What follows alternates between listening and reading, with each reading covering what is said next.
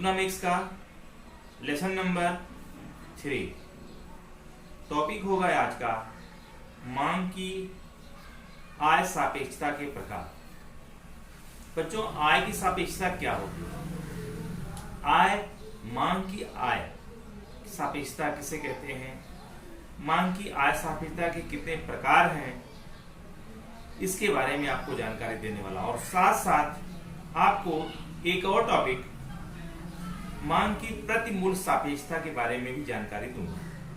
तो आज की 2 टॉपिक होगी मेरे साथ, सीपी सर के साथ, मांग की आय सापेक्षता के प्रकार और मांग की प्रतिमूल्य सापेक्षता। तो सबसे पहले बच्चों, आप लोगों को मैं आपको बता रहा हूं कि मांग की आय सापेक्षता के कितने प्रकार हैं।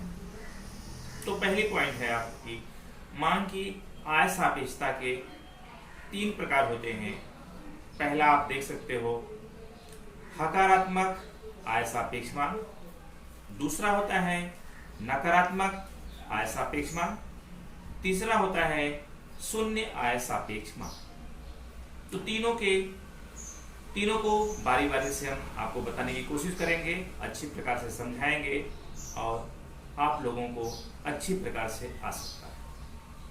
तो पहली टॉपिक होगी आपकी, आप लोग देख रहे होंगे, हकारात्मक आय सापेक्ष मांग। मांग आय सापेक्षता का पहला प्रकार है हकारात्मक। हकारात्मक का दूसरा नाम है धन आय सापेक्ष मांग। तो बच्चों, किसे कहते हैं हकारात्मक आय सापेक्ष मांग? किसे कहते हैं? व्यक्ति की आय में अगर बढ़ोतरी होती है, बच्चों किसी व्यक्ति की अगर आय बढ़ती है तो उसकी मांग तो बढ़ती ही है। किसी व्यक्ति की अगर आय बढ़ेगी तो मांग बढ़ती है। आय में अगर कमी होती है तो उसकी मांग में भी कमी होती है। ये साधारण बात है। तो इसको हम बोल सकते हैं कि उसकी अगर किसी व्यक्ति की आय बढ़ने पर उसकी मांग अगर बढ़ती है, वस्तुओं की मांग में बढ़ोतरी होती है, और आय अगर घटती है, आय में कमी होती है, उसकी मांग में भी कमी होती है, ऐसी वस्तु की मांग को हकारात्मक आय सापेक्ष मांग कहते हैं। मतलब एक सीधा संबंध है, धन आय संबंध है। इसको धन आय संबंध के रूप में भी जाना जा सकता है। सिंपल सी बात है, किसी व्यक्ति की अगर आय बढ़ेगी तो ज्यादा वस्तुओं को खरीदना चाहेगा वो। किसी व्यक्ति की अगर आय घटती है तो कम वस्तुओं की खरीदेगा, कम वस्तुओं की मांग करेगा। इसी को बोला जाएगा हकारात्मक आय सापेक्ष मांग। तो बच्चों, हकारात्मक आय सापेक्ष मांग के भी 3 प्रकार बताए गए हैं। आय बढ़ती है तो मांग बढ़ती है, आय घटती है तो मांग घटती है। तो इसलिए कहा जा सकता है आय और मांग के साथ में कैसा संबंध है, सीधा संबंध है या धन संबंध के रूप में भी जाना जा सकता है। तो बच्चों, आप लोगों की परिभाषा आ गई होगी कि हकारात्मक आय सापेक्ष मांग किसे कहते हैं। व्यक्ति की आय बढ़ेगी तो मांग बढ़ती है, उसकी मांग बढ़ती है। व्यक्ति की आय में अगर कमी होती है तो उसमें भी कमी होती है, उसकी मांग में भी कमी होती है। इसी मांग को हकारात्मक आय सापेक्ष मांग कहते हैं। अब इसके हम 3 प्रकार आपको बताते हैं। पहला आप देख सकते हो इकाई आय सापेक्ष मांग, EY = 1। इकाई आय सापेक्ष मांग देख रहे हो आप लोग। इकाई आय सापेक्ष मांग अर्थात किसे कहते हैं? किसी व्यक्ति की बच्चों आय में अगर परिवर्तन हो रहा है तो उसकी मांग में भी परिवर्तन होता है, और वो भी समान अगर होता है। समान अगर होता है तो इकाई आय सापेक्ष मांग कहते हैं उसको, इकाई आय सापेक्ष मांग। आय अगर बढ़ती है तो वस्तु की मांग बढ़ेगी, आय घटती है तो उसकी मांग घटती है। अर्थात कह सकते हैं व्यक्ति की आय में होने वाला परिवर्तन और वस्तु की मांग में होने वाला परिवर्तन दोनों समान हो जाए। आय में परिवर्तन और मांग में परिवर्तन दोनों समान। किसी व्यक्ति की आय में जो परिवर्तन हो रहा है और मांग में परिवर्तन दोनों अगर समान रूप से पाया जाता है तो इसे बोला जाता है बच्चों इकाई आय सापेक्ष मांग। परिवर्तन समान हो, आय और मांग में परिवर्तन समान हो। व्यक्ति आय में और व्यक्ति मांग में दोनों परिवर्तन अगर समान रूप से पाया जाता है तो उसे कहा जाता है इकाई आय सापेक्ष मांग। दूसरा बच्चों आप लोग देख रहे हो, इसका बी नंबर पार्ट है एक से अधिक आय सापेक्ष मांग। EY > 1, एक से अधिक आय सापेक्ष मांग। तो बच्चों अधिक बोल रहा है, अधिक का मतलब एक से ज्यादा, व्यक्ति की आय में होने वाला परिवर्तन वस्तु की मांग में होने वाले परिवर्तन से कम हो। आय में जो परिवर्तन हो रहा है, आय में परिवर्तन जो हो रहा है उसके मांग में होने वाला परिवर्तन से क्या हो, कम हो। मतलब मांग में परिवर्तन क्या होना चाहिए, कम होना चाहिए, और आय में परिवर्तन जो होना चाहिए ज्यादा होना चाहिए। आय अगर बढ़ जाती है, आय व्यक्ति की आय में होने वाला परिवर्तन और वस्तु की मांग में होने वाला परिवर्तन से कम हो, तो ऐसी वस्तु की मांग को एक से अधिक आय सापेक्ष मांग कहते हैं। अर्थात कह सकते हैं मांग में परिवर्तन क्या हो, कम हो, और आय में व्यक्ति की आय में परिवर्तन क्या हो, अधिक हो। एक से अधिक तभी हो सकता है जब व्यक्ति की आय क्या हो, आय में होने वाला प्रतिशत परिवर्तन मांग में होने वाला प्रतिशत परिवर्तन से कम हो। इसका मतलब हो सकता है, इसको हम बता सकते हैं कि व्यक्ति की आय अगर बढ़ जाती है तो व्यक्ति की कम हो जाती है और मांग ज्यादा हो जाती है। आय बढ़ने के साथ साथ आय बढ़ती है और मांग में कमी होती है, तो इस परिवर्तन को एक से अधिक आय सापेक्ष मांग कहते हैं। मांग आय में होने वाला प्रतिशत परिवर्तन और उसकी मांग में होने वाला परिवर्तन से कम हो, मतलब आय में कमी हो और मांग में वृद्धि हो, इस प्रकार के परिवर्तन को कहा जा सकता है एक से अधिक सापेक्ष मांग। आप लोग देख सकते हो बोर्ड पर लिखा गया है। ओके, आप सी नंबर आप इसका देख सकते हो, एक से कम आय सापेक्ष मांग, EY लेस देन 1, मतलब एक से कम हो। आय एक से अगर कम होती, व्यक्ति की आय में होने वाला परिवर्तन, व्यक्ति की आय में होने वाला परिवर्तन और उसकी मांग में होने वाले परिवर्तन से अधिक हो। इसका मतलब आय ज्यादा हो और मांग कम। आय का मान ज्यादा हो, आय में परिवर्तन जो हो रहा है वो अधिक हो रहा है, और मांग में होने वाला परिवर्तन क्या हो, कम हो, तो इस प्रकार के मांग को एक से कम आय सापेक्ष मांग कहते हैं। व्यक्ति की आय में होने वाला परिवर्तन और उसकी मांग में होने वाला परिवर्तन से अधिक हो। जैसे कोई व्यक्ति की आय में क्या होता है, उसकी आय में प्रतिशत परिवर्तन अधिक हो रहा है और मांग में क्या हो रहा है, कम हो रहा है। मांग में प्रतिशत परिवर्तन ज्यादा कमाता है लेकिन खरीदता है कम, ज्यादा वस्तु आय उसकी ज्यादा हो रही हो लेकिन उसकी मांग कम हो रही हो, इस प्रकार के परिवर्तन को एक से कम आय सापेक्ष मांग कहते हैं। ओके बच्चों, ये रहा है आपका तीसरा। मतलब फिर से बता रहा हूं आपको, एक से कम आय सापेक्ष मांग उसे कहते हैं कि व्यक्ति की आय में होने वाला परिवर्तन और उसकी मांग में होने वाला परिवर्तन से अधिक हो। इसका मतलब कि आय ज्यादा हो और मांग क्या हो, कम हो, तो उसे कहा जा सकता है एक से कम आय सापेक्ष मांग। इसका दूसरा पार्ट है आय की सापेक्षता के प्रकार में, दूसरा है नकारात्मक आय सापेक्ष मांग। नकारात्मक कब होता है बच्चों, जब निम्न प्रकार की वस्तुएं होती है कि ग्राहक की आय में बढ़ोतरी होने से वस्तु की मांग क्या हो, कम हो जाए या घट जाए। उसकी व्यक्ति आय में कमी हो से वस्तु की मांग बढ़े, अगर व्यक्ति आय में कमी होने से उसकी मांग बढ़ती है, ऐसी वस्तु को नकारात्मक आय सापेक्ष मांग कहते हैं। मतलब दोनों का उल्टा। नकारात्मक कब हो सकता है, व्यक्ति आय में बढ़ोतरी होने से वस्तु की मांग में कमी हो, व्यक्ति आय में कमी होने से उसकी मांग में बढ़ोतरी हो, तो ऐसी वस्तु की मांग को नकारात्मक आय सापेक्ष मांग कहते हैं। आय बढ़ने पर मांग बढ़नी चाहिए, लेकिन नकारात्मक में क्या होता है, आय बढ़ने के बाद भी उसकी मांग में कमी हो रही है और व्यक्ति की आय में कमी होने से उसकी मांग में भी बढ़ोतरी हो रही है। इस प्रकार के आय सापेक्ष मांग, इस प्रकार के आय को नकारात्मक आय सापेक्ष मांग कहते हैं बच्चों। लेकिन ऐसा कब होता है, जब निम्न प्रकार की वस्तुएं होती हैं।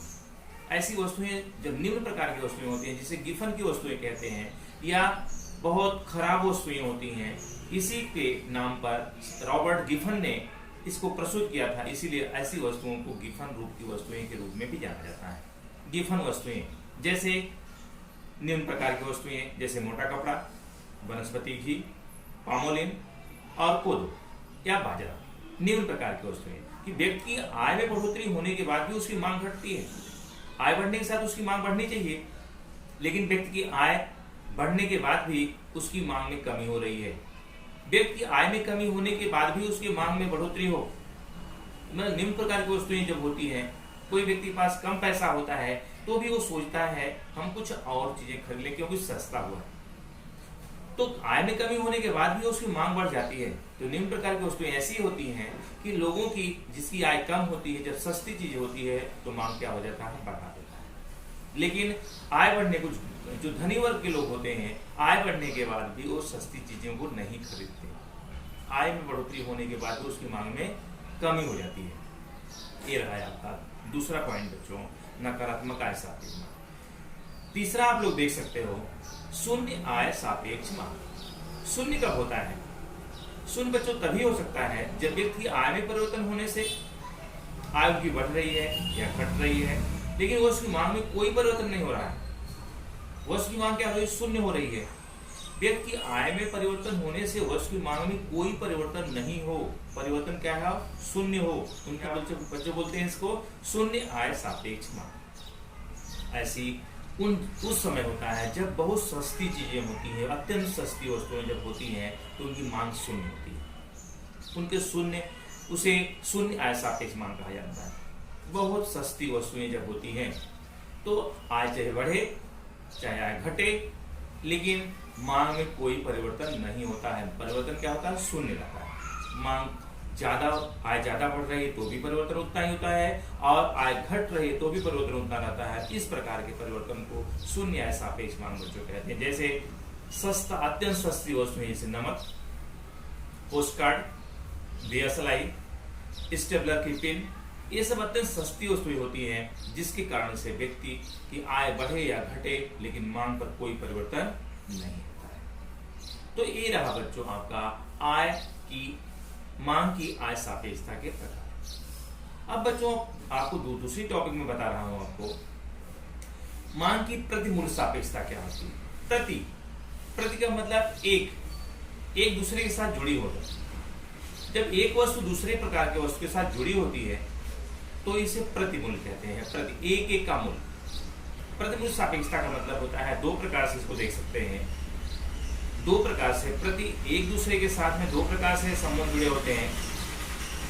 जैसे आप कह सकते हैं प्रतिमूल्य सापेक्षता के दो प्रकार के रूप में हम जान सकते हैं, एक स्थानापन्न वस्तु और दूसरा होती है पूरक वस्तु। स्थानापन्न वस्तु क्या होती है? आप लोग पढ़ चुके हो पहले।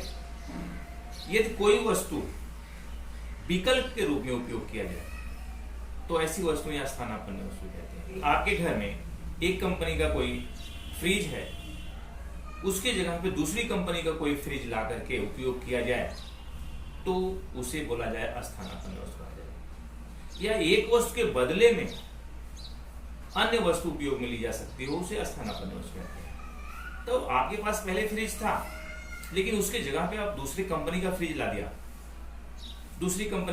दिया, तो इसे स्थानापन्न वस्तु कहा जाएगा। पूरक वस्तु उसे कहते हैं बच्चों कि एक वस्तु के साथ दूसरी वस्तु भी जुड़ी हो। एक वस्तु के बिना दूसरी वस्तु का कोई वैल्यू नहीं होता है। इस प्रकार के वस्तु को पूरक वस्तुएं कहते हैं। संयुक्त रूप से एक दूसरे के साथ में उपयोग होती हो, ऐसी वस्तुओं को पूरक वस्तुएं कहते हैं। जैसे चश्मा और फ्रेम, मोबाइल और सिम कार्ड, एक दूसरे की पूरक वस्तुएं हैं, एक के बिना दूसरी का कोई उपयोग नहीं है। उसी तरह जैसे चश्मा और फ्रेम दोनों रहेंगे।